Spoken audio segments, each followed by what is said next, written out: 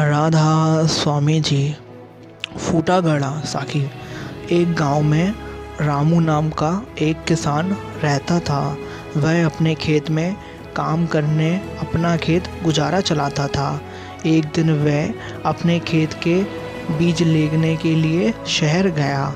दुकान में जब वह बीज ले रहा था तो उसकी नज़र दो घड़ों पर पड़ी। दोनों घड़ों देखने में काफ़ी अच्छे लग रहे थे। रामू ने सोचा कि इनको ले जाकर मैं नदी से ज़्यादा पानी ला पा सकूँगा। यह सोचकर उसने दोनों घड़े ले लिए। अगले दिन उसने दोनों घड़ों को रस्सी ही सहायता से एक डंडे से बांध दिया और नदी की ओर पानी लेने चला गया। नदी में उसने पानी भरा और अपने घर आ गया। घर आने पर देखा एक घड़े में पूरा पानी भरा था, जबकि दूसरे घड़े में पानी आधा था। यह देखकर रामू समझ गया कि एक घड़ा फूटा है। उसने दोनों घड़ों का पानी एक बर्तन में डाल दिया। उसके बाद भी वह अगले दिन दोनों घड़ों को लेकर नदी पर गया और आकर उनका पानी बड़े बर्तन में डाल दिया। किसान के जाने के बाद फूटा घड़ा सही घड़े से बोलता है कि मैं किसी काम का नहीं हूँ। मैं रोज़ आधा पानी रास्ते में गिरा देता हूँ, फिर भी मालिक मुझे रोज़ नदी पर ले जाते हैं।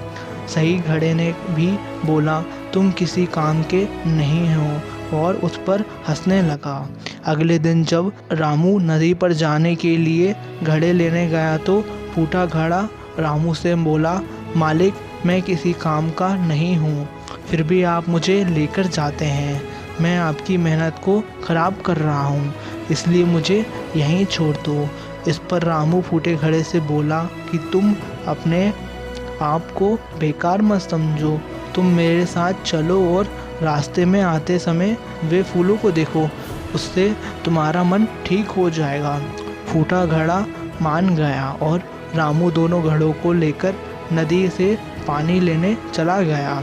आते समय फूटे घड़े ने रास्ते के फूलों को देखा तो उसे बहुत अच्छा लगा, लेकिन जैसे ही वह घर पहुंचकर उसने अपने अंदर आधा पानी देखा तो वह फिर से दुखी हो गया।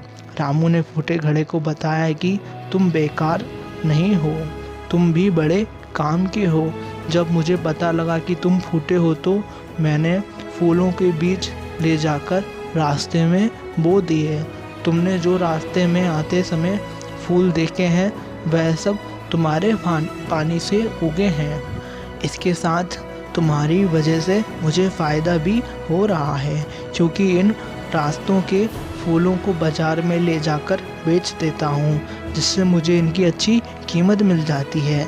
यह बात सुनकर फूटे घड़े को महसूस हुआ कि मैं बेकार नहीं हूँ, मेरा भी कुछ लाभ है। मित्रों, कोई भी चीज़ बेकार नहीं होती है, हमें उसकी अच्छाई को ढूंढना और निखारना चाहिए। सब दुख दूर होने के बाद मन प्रसन्न होगा, यह आपका भ्रम है। मन प्रसन्न रखो, सब दुख दूर हो जाएंगे, ये हकीकत है। दुखी होने से कल की मुश्किलें दूर नहीं होती हैं, बल्कि आज का सुकून भी चला जाता है। जीवन उन लोगों के लिए सर्वश्रेष्ठ है जो इसका आनंद लेते हैं। उन लोगों के लिए मुश्किल है जो इसका विश्लेषण करते हैं, और उन लोगों के लिए खराब है जो इसकी आलोचना करते हैं। दुख और पछतावा अतीत नहीं बदल सकता, चिंता भविष्य नहीं बदल सकती, इसलिए वर्तमान का आनंद लेना ही सच्चा सुख है। जिसे भविष्य का भय नहीं, वही वर्तमान का आनंद ले सकता है। रिश्तों से अपेक्षा रखना स्वार्थ नहीं है, मगर अपेक्षा के लिए रिश्ते रखना स्वार्थ है। खास होते हैं वो लोग इस दुनिया में जो वक्त आने पर वक्त दिया करते हैं।